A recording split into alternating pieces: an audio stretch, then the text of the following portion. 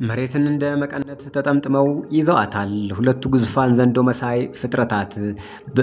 በሳይንስ በምድር ወገብ መጠነ ዙሪያ 40,000 ኪሎ ሜትር ነው ይላል። ስለዚህም ይህንን ቁጥር ለሁለት ስናካፍል እስከ 20,000 ኪሎ ሜትር ድረስ ይሆናል። የእያንዳንዱ ዘንዶ መሳይ ፍጡር ርዝመትም ከ20,000 ኪሎ ሜትር በታች ርዝመት ይኖረዋል የሚል ግምት አለኝ። ሴቴና ወንዴ ናቸው። ወንዱ በሄሞን ይባላል። በስተቀኝ በየብስ ላይ ተዘርግቶ ይኖራል። ሴቷ ሌዋታን ትባላለች። በስተግራ በኩል በውቅያኖስ ላይ ተዘርግታ ትኖራለች። ሁለቱ በሄሞንና ሌዋታን በጅራታቸው ተቆላልፈው ነገር ግን አፍ ለአፍ ሳይነካኩ መሬትን እንደ ቀበቶ ከበዋት ይኖራሉ። የአመጋገብ ስርዓታቸውም እጅግ የሚገርም ነው። ለበሄሞን በየብስ ፍጥረታት ከሰው በስተቀር በፀጉር እየገባለት ሲመገብ ይኖራል። ሌዋታን የውሃ ፍጥረታት በፀጉሯ እየሄዱ ይገቡላታል፣ እየተመገበችም ትኖራለች።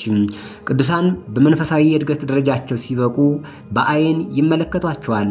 መጽሐፈ ሲራክም አንድምታ ላይ ከምዕራፍ 43 እስከ ቁጥር 33 ድረስ ከምዕራፍ 43 ላይ ስንሄድ ቁጥር 33 ላይ እናገኘዋለን። ለምሳሌ ቅዱስ ዘርአብሩክ በገድሉ እንደሚመሰክረው ተመልክቷቸዋል። ቅዱስ ዘርአብሩክ እንግዲህ 12 የክንፍ ጸጋ ተሰጥቷቸው ዓለምን እንደ ነፋስ ዙረውታል። ከነዚህ አውሬዎችም ሆዳቸው ውስጥ ገብተው ጥርሳቸውን ቆጥረዋል፣ መጠናቸውን ለክተዋል። ሆዳቸው ውስጥ ገብተው አድረዋል። ሲታዩ በድንጋጤ ይገላሉ። አቡነ ዘርአብሩክ ግን በመንፈስ ቅዱስ አጋዥነት የፈለጉትን አድርገዋል። ከአባታችን ከአቡነ ዘርአብሩክ በተጨማሪ ነቢዩ ሄኖክና ዕዝራ ሱቱኤል ስለነዚህ ግሩማን አራዊት እግዚአብሔር የገለጠላቸውን ያሳያቸውን ጽፈዋል።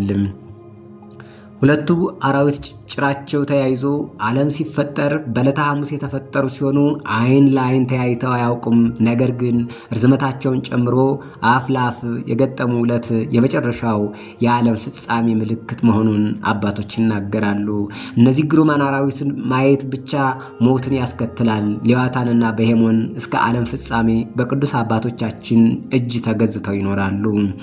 ይህም የእግዚአብሔር ለሰው ልጅ የሰጠውን የተፈጥሮ የበላይነት ገዥነትን ያሳያል። በጂኦግራፊ ትምህርትም እንግዲህ